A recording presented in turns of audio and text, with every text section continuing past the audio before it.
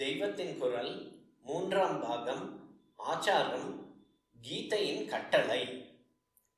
இதனால் தான் பகவான் கீதையில் பூர்வாச்சாரத்தில் ஏதேனும் ஒன்றிரண்டு சரியில்லாமல் இருந்தால் கூட அதில் கை வைத்து அறியாமை நிலையிலே இருக்கிற பெரும்பாலான ஜனங்களுக்கு புத்தி கலக்கத்தை உண்டு பண்ணவே கூடாது என்று அடித்து சொல்லியிருக்கிறார்.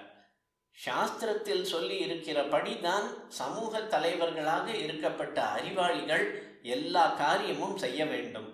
தங்களுக்கு அந்த காரியங்கள் தேவையில்லை, அதற்கு மேல் ஸ்திதிக்கு போயாச்சு என்றால் கூட இப்படி தாங்கள் சாஸ்திரத்தை மீறி பண்ணினால் மற்றவர்களும் கட்டுப்பாட்டை இழந்து புத்தி மாறாட்டத்தில் குளறுபடியாக செய்ய ஆரம்பிப்பார்களே என்பதால் தாங்களும் வழிகாட்டிகளாக சாஸ்திர கர்மாக்களுக்கு கட்டுப்பட்டுத்தான் நடக்க வேண்டும் என்கிறார்.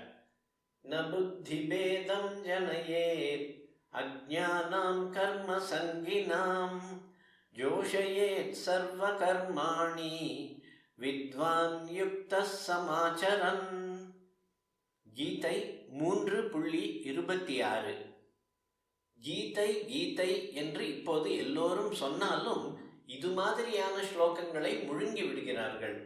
இப்படியே தான் இன்னொரு இடத்திலும் எது செய்யலாம் எது செய்யக்கூடாது என்று வியவஸ்தை பண்ணுவதற்கு உனக்கு சொந்தமாக அதிகாரம் கிடையாது.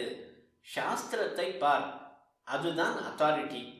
அதில் செய் என்று சொன்னதை செய், செய்யாதே என்பதை செய்யாதே என்று ஒரு அத்தியாயத்தில் முடிந்த முடிவாக சொல்லியிருக்கிறார். தஸ்மாத் சாஸ்திரம் பிரமாணம் தே கார்ய வியவஸ்திதௌ. கீதை 16.24. ரிஃபார்ம் செய்பவர்களுக்கு கீதை வேண்டி இருக்கிறது.